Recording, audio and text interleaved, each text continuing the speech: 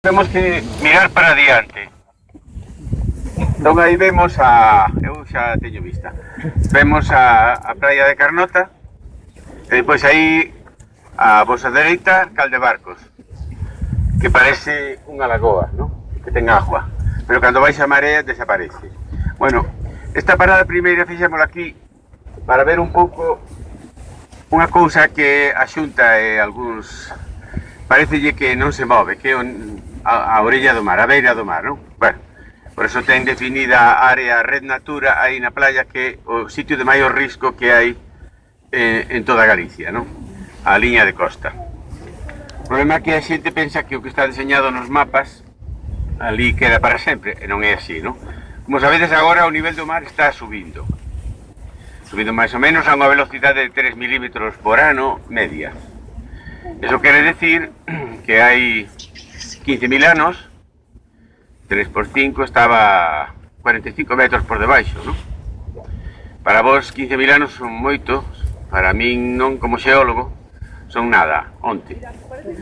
De maneira que, cando nos estamos mirando, pois non sei como facer. Así. Non, vai para lá. O rebote, o pasa que rebota aquí. Vamos a ver, se escoita mellor así. Bueno. Por aí tamén. Bueno, estaba mal enfocado, disculpa. Donde comezo? Bueno, cando estamos 15.000 anos atrás, hai que pensar onde estaba o mar. Non está onde estaba aquí. Estaba o mellor 20-30 kilómetros máis atrás. É importante saber que todo o que tiñamos diante non era o mar, senón era unha superficie coberta de area, chea de dunas que iban camiñando movidas polo vento cara a costa, non? Esas dunas van subindo nos últimos 15.000 anos hasta que chega un momento que interfiren con esta abadía ou a bahía ou como se chame, que non sei, que é Carnota. Entón aí paran. Por que paran?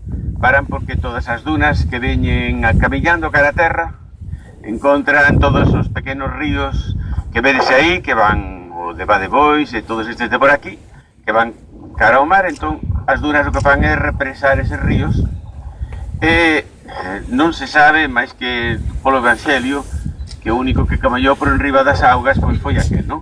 Pero as dunas non son divinas, polo tanto non poden camiñar por enriba das augas e fican aí. Que fan as dunas? Paran cando chegan xunto da auga e o vento sigue botando area, hasta que enche as lagoas. Entón as dunas volven a camiñar outra vez. Neste momento estamos nunha situación que todas as dunas pechan estas lagoas, como vedes, están represando auga doce, non? E unha vez que teñan preenchido todo o que son esas lagoas que se formaron de auga doce, entón seguirán avanzando. Se estiveramos na marea baixa, veríamos que Caldebarcos está prácticamente chea, non ten apenas 20 centímetros de auga. Unha vez que Caldebarcos este cheo de area, entón as dunas seguirán camiñando cara a costa, non? Non sei se expliquei, hai uns mapas que tedes aí, unha secuencia de 3 mapas, máis ou menos o que vos expliquei, non? Eso está para o final, non está en orden cronolóxica, pero non está en orden de paradas, non? Entón, eses mapas que vedes aí, eses 3 mapas, o que indican é as 3 posicións hasta a actual do que era a liña de costa. Por que é importante isto?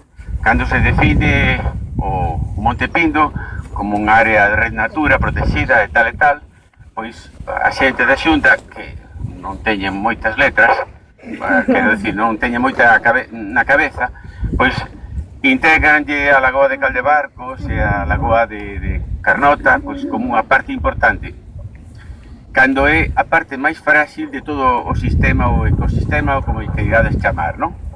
Por que? Porque o nivel de mar segue subindo. O nivel de mar, vedes que todas as cadeas de dunas están sendo rotas por corredores. Esos corredores estaban corredores de tormenta, e non se fan porque a xente camiña por enriba, non, se fai porque o vento vai rompendo todo eso, non? Vai rompendo e vai destruindo pouco a pouco. Neste momento toda a costa areosa de Galicia está en regresión. Ninguén o salva, ninguén mil que o de costas, ninguén o salva, están en regresión. Entón, é moi importante. Cando se formou todo isto, hai 15.000 anos. Agora, como xeólogo, pois digo, miremos para lá, aquilo que é o Pindo. O Pindo se formou hai 300 millóns de anos. E ali está. Onde se formou o Pindo? Como vedes aí, na primeira, segunda etapa da historia xeolóxica do resumo deste de historia xeolóxica que fixemos de Galicia, na que interviron a xente que sinalei antes, tanto da Complutense como de Salamanca, no momento en que dous grandes continentes, como era Gondwana, Laurrusia, chocan un contra outro, entón o que se produce a aglomeración de todos os terrenos dos que vai sair Galicia, non?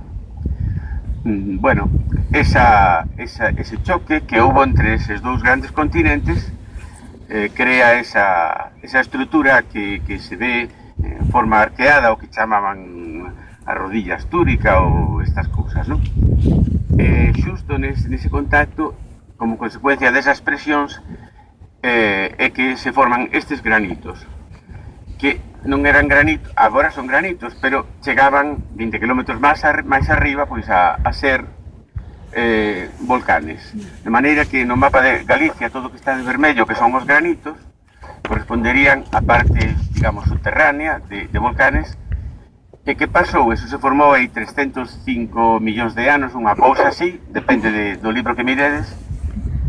E despois, entre 300 e 200 millóns de anos, que cando se formou, digamos, o territorio de Galicia e tamén da Península Ibérica, norte de Portugal. Entón, todo eso foi arrasado por erosión, desapareceron todos os volcanes que habría aquí en riba, e nos quedou, pois, o que son as raíces, non? Que é o que nos vemos, non?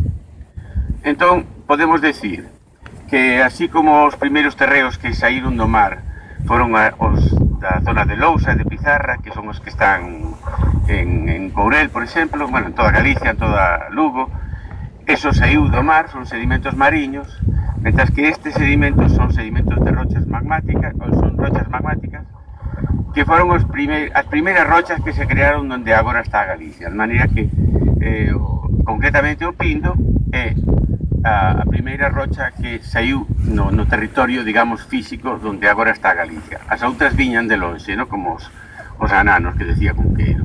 Os ananos viñan de lonxe. Bueno, pois aquí as outras rochas viñan de lonxe. Pero estas son. Por iso o granito é unha parte moi importante. Bueno, xa temos dúas cousas. E vemos que o Pindo ten unha parte máis alta, xusto no núcleo, e depois arredor hai unha zona máis baixa, unha llanura, non? Ten máis ou menos 200 e algo metros, non sei, ou 104, non sei.